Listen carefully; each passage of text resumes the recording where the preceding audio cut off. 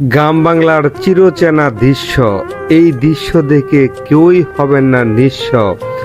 কৃষি আমাদের নেশা নয়, কৃষি হচ্ছে আমাদের পেশা। যে কৃষির উপর ভিত্তি করে যুগ যুগ ধরে আমাদের এই ভারতীয় উপমহাদেশের মানুষ বসবাস করে আসছিল, ঠিক তেমনিভাবে আমরাও এই কৃষির উপর নির্ভরশীল। কৃষি ভালো থাকলে দেশ ভালো থাকে।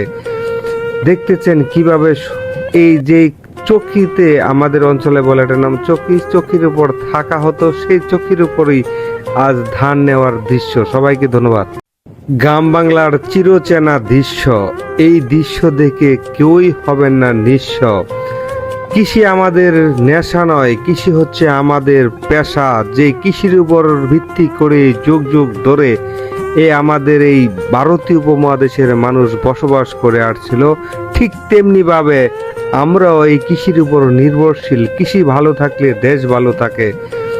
দেখতেছেন কিভাবে এই যে চকিতে, আমাদের অঞ্চলে বলে এটার নাম চকি, চকির উপর থাকা হতো, সেই চকির উপরই আজ ধান নেওয়ার দৃশ্য। সবাইকে ধন্যবাদ।